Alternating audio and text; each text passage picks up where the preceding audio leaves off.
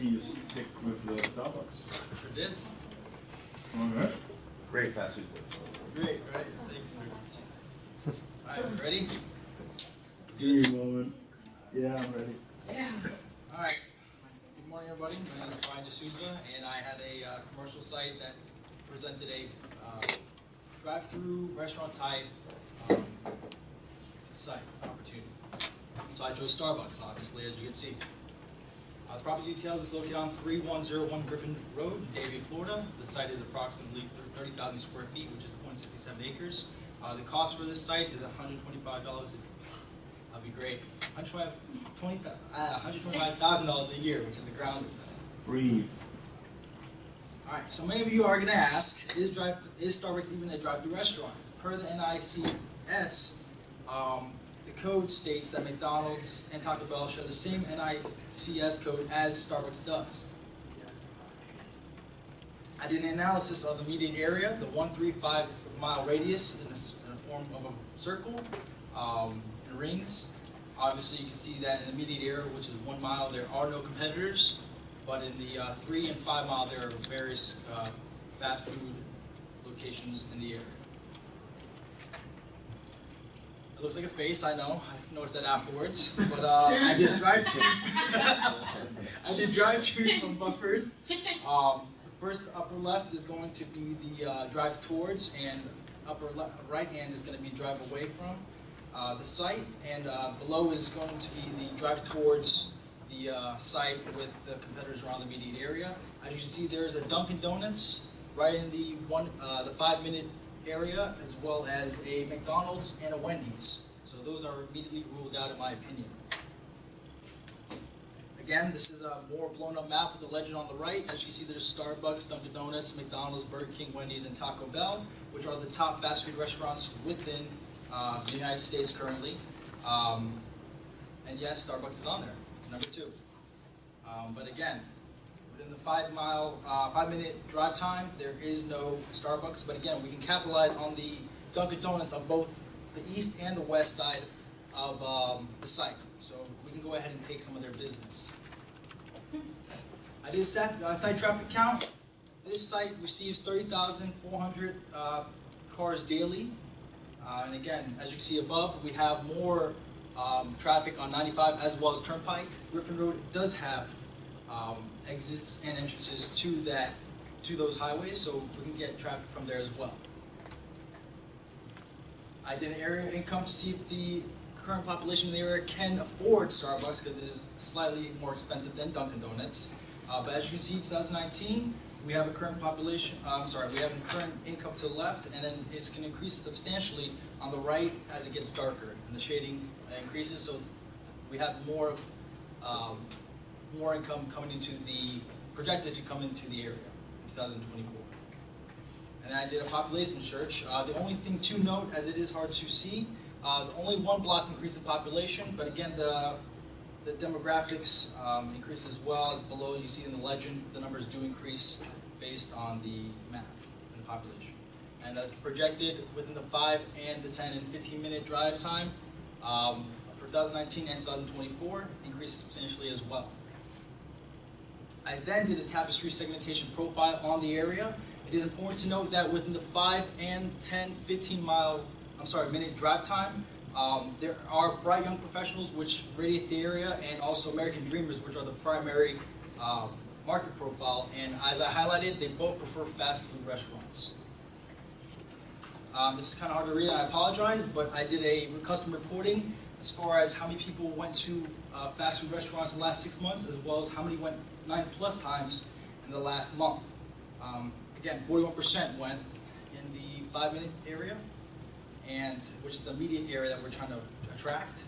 And then also, the last 6 months, they also went for breakfast, lunch, and dinner, 36%, 50%, and 46% of that population. Again, last one says if they went to a drive-thru restaurant in the last 6 months, 48% did. Then I did coffee, Starbucks versus Dunkin' Donuts. So as far as the 5-minute area, which is our immediate area, again, 20% of people went to Starbucks, 13% went to Dunkin' Donuts. So it's more attractive to go to Starbucks than Dunkin' Donuts. So we can, again, take competitors' traffic. And that is the end. Any questions? This is how you do a 100-point presentation. Thank you very much.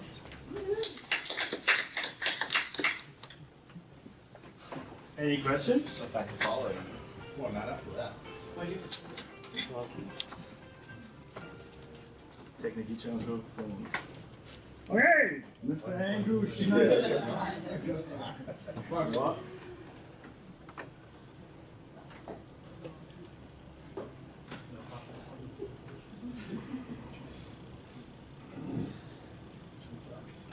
Oh, I said 100-point presentation. I didn't say anything about GIS. That's pretty good. Press the button. Press the button. Time. We can touch my button too. So just a little background on my narrative here.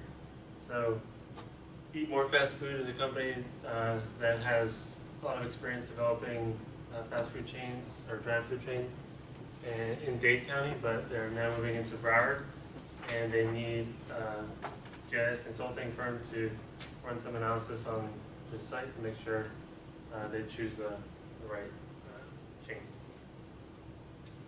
So I started off locating the site. It is about 1.5 miles from I-95 to the east and 2 miles from the turnpike on Griffin Road. This portion of Griffin Road sees about 35,000 cars daily.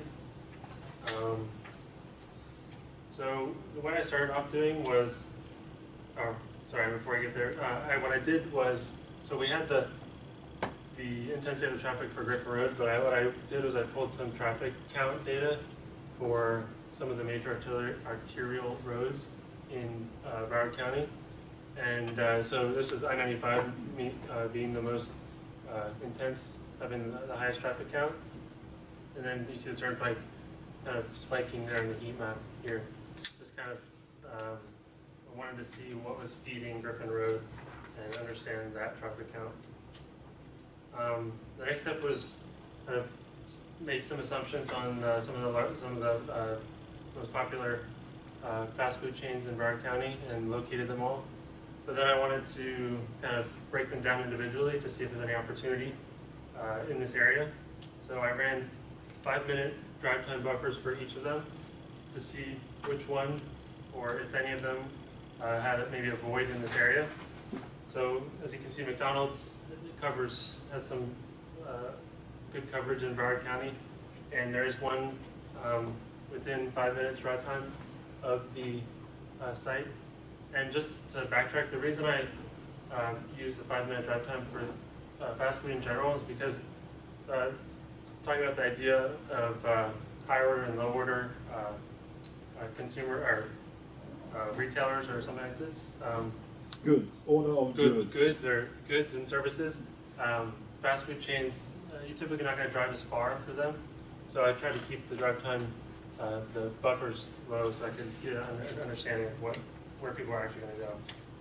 So next is Burger King, as you can see here. And again, they have 1 or 2 within 5 minutes of the site. And then Wendy's as well has one within 5 minutes of the site. So there I kind of crossed those off the list and looked at another option, and that was Chick-fil-A. So Chick-fil-A, I'll talk about this in my conclusion, but they don't have one.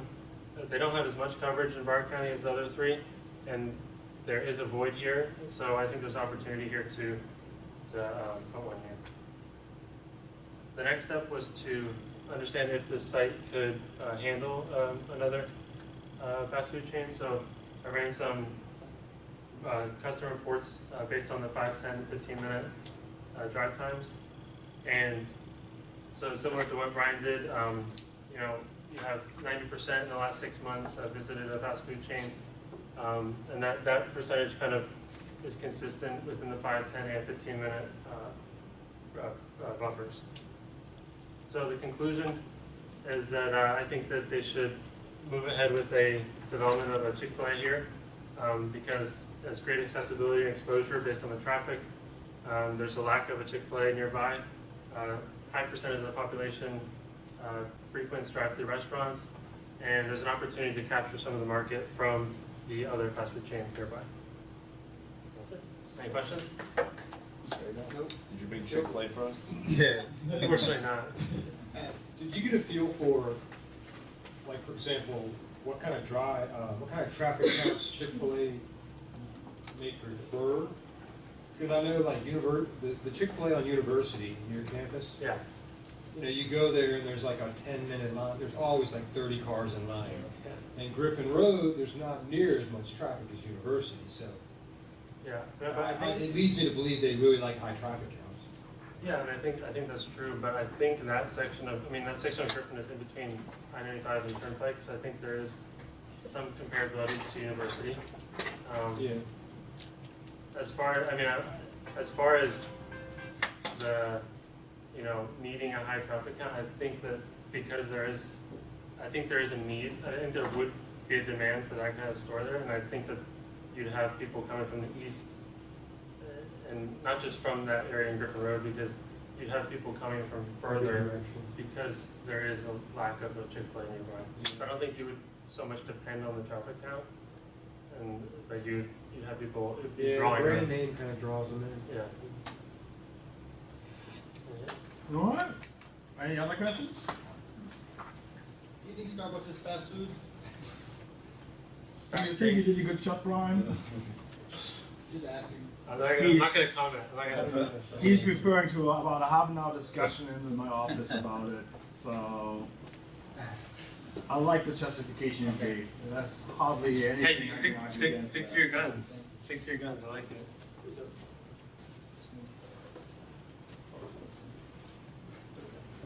That's Justin, sorry.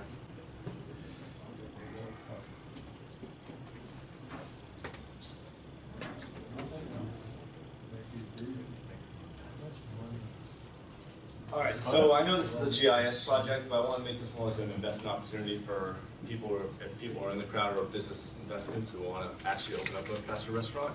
And it's sort of like what Andrew and Brian did too as well, opening up a Chick-fil-A and Starbucks.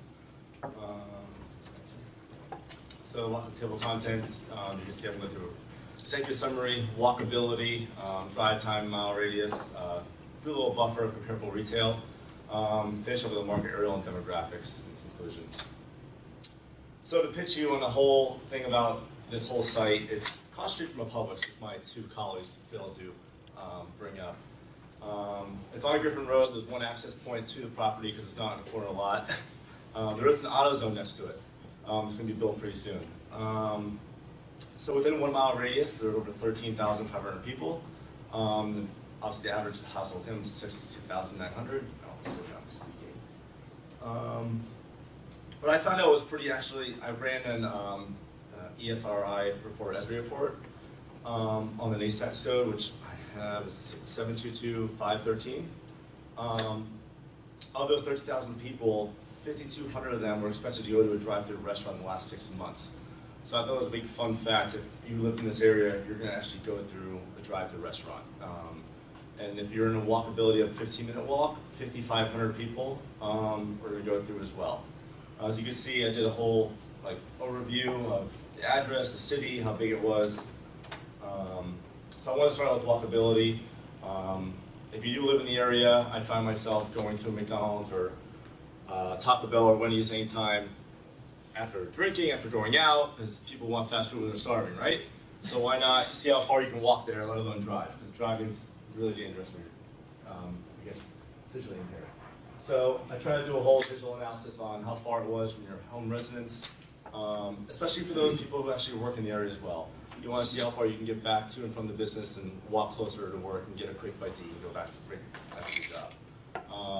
And Brett needs to leave what actual competitors are in the area. So with the 1 mile area, I want to see what really competitors were close enough to hey, walk, but maybe you can drive quickly and get back to work. So I looked at the competitors, and I know Boards are going to be mad that you can't read this, but in a sense I wanted to put it on the table where there's no big name brands out there like Wendy's or McDonald's or Burger King within this 1 mile radius of that circle. Also went to the drive time of the 5, 10, 15 minutes. I put that on there. Also want to see a 1, 3 to 5 mile radius of the fast food restaurants.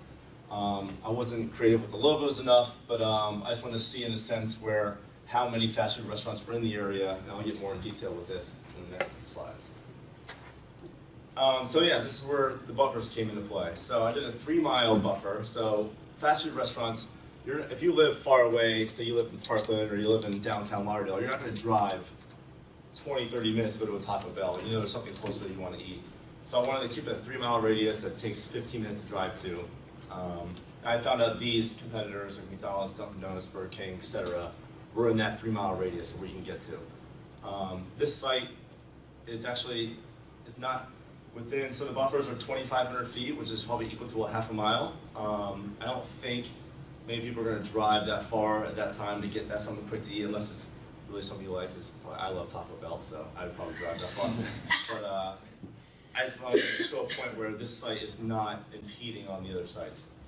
I got this from the LoopNet portal from Mike Carpenter at Styles that we were actually given. I want to show the market aerial of like what's in the area. Obviously, where our site is chosen, we're not really shown what's exactly close, but there are some that are closer within probably a 5-mile radius. I want to show the demographics, not getting too much detail, but the biggest thing I saw was the estimated total employees in the area in the 3-mile radius was 74,000.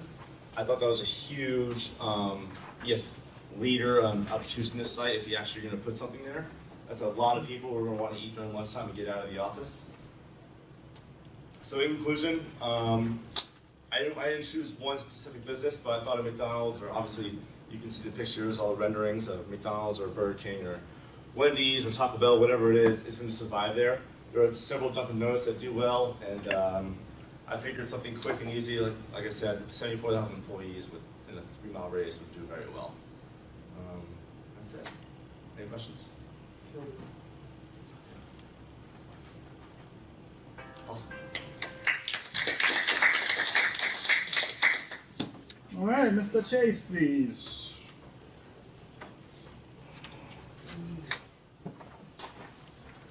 Okay, so I'm going to sync my thing with yours. When are you starting your, what's it called, stopwatch? When I'm ready, and give you a thumbs up. Awesome.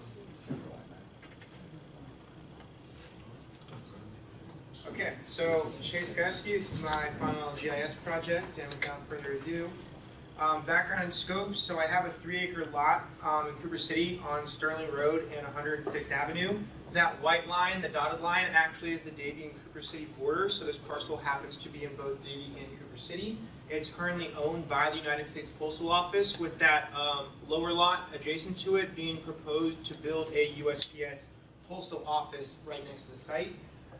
At the bottom, on the bottom left building and the one right in the center, the left one is actually the Cooper City Broward Sheriff's Office, and the one next to it is a Cooper City Fire Department, so super secure, and also if you have an emergency, it's literally like a 1-minute drive across the street. The proposed use that we're investigating for Wertzer Inc. is Suburban Flex Business Center. What that means is it's like business hubs or business centers that have short-term leases for something as small as a desk to as big as an office full of cubicles. So if you're a flexible kind of non-traditional employee or worker or business owner, you can go rent, say, an office 3 days a week. So when you have flexibility with your work schedule, you now have something to change with. The competitive analysis, the 3 biggest competitors in the flex workspace are Regis, which is all the blue pens, Crexent, which is all the red pins, and Spaces, which is the yellow pins. This is just in like the South Florida area. The 3 major market segments, so I ran a 5-mile buffer, and there's only 3 competitors within the 5-mile radius, 7 within the 10-mile radius, and 10 within the 25-mile radius. And this picture applies to another portion of the process. So just very quickly, first when I got the data, there was LoopNet discrepancies, and these 2 right here, one shows it in the bottom left of the lake, this one, that's the same lake in the top right, and the address said about 10599 Sterling Road. So I first had to go to the Broward Property Appraiser's website and locate the parcel ID to actually determine what the geography of that parcel looked like. Layer creation, I downloaded the parcel data from Canvas. I added it to ArcGIS. I located that same parcel just manually because I knew where the streets were and what it looked like. And then I selected it, created a new feature layer, and in the bottom left is the new feature layer created with the yellow kind of caution look to it. This is Business Analyst Online, so I manually dropped the pen, again because there was no formal address, created a 5, 10, and 25 mile radius buffers because I figured 5 miles is very close for people who live in the area, 10 is reasonable, 25 is more reasonable for people to visit you, and if you have to have a business meeting, I thought that kind of captured the market of who would be willing to drive. And then on the right side, I did a 15-minute, a 30-minute, and a 60-minute drive time analysis toward the location, kind of for people coming to the office. And I ran it on Monday at 8 a.m. with traffic to signify what it would look like on an actual workday. Next, geocoding the competition, so that NICE that had all the 3 competitors. I manually scraped all that data from each of the official websites and went to each of their locations, copy and pasted their address, went into Business Analyst Online, located each and every one of them, and I wanted to change the symbology, so I had to create them all as a site, but then every time you create a site, everything is ring buffers, and I had like 20 sites, all with ring buffers, overlapping my ring buffers. So in order to get that off, I went into every single of the 20 competitive sites, removed the labels, and turned the transparency of the borders up, and then I was able to change the symbology to the various different colors. Business summary report, I just wanted to pull the business summary because that tells me the total businesses, total employees, and total residential populations in the 5 mile, 10 mile, and 25 mile radius. I figured people who are working in businesses but just want more flexible space, or employees, is a decent gauge for who would use the product. Conclusion, again, just solely based on the preliminary GIS analysis, not in any way like a cost analysis. I think that the price allocation is high and they should certainly negotiate it lower. But I think that the location in South Florida is minimal market competition. Most of these flex spaces are going up in Fort Lauderdale and Miami area, and within the immediate like 5 mile or 15-minute drive range, there's not a whole lot of competition. You can typically squeeze out a little bit more income than traditional fixed rate rent lease agreements because you can have a lot of individual clients that are charging higher, like I guess per hour or per month rates for smaller spaces because it's tailored and luxury. And again, there's appealing drive times and centralized location within the Tri-County area. There's utilities on the site, and again, the security of having a fire department and a sheriff's office right across the street is hard to pass up. And that is 5 minutes.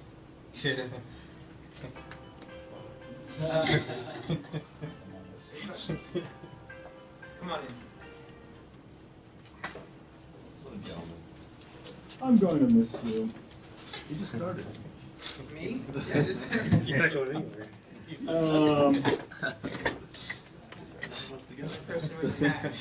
How did your map end up looking once you have done your 20 different buffers? You mentioned it, but you didn't have a picture of it. Right.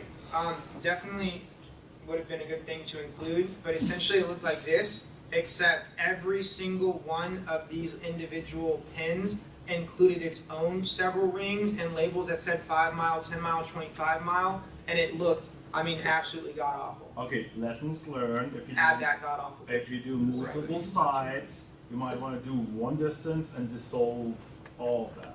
Like we have seen with the others with, I think it was Brian, with the multi-side track time dissolve.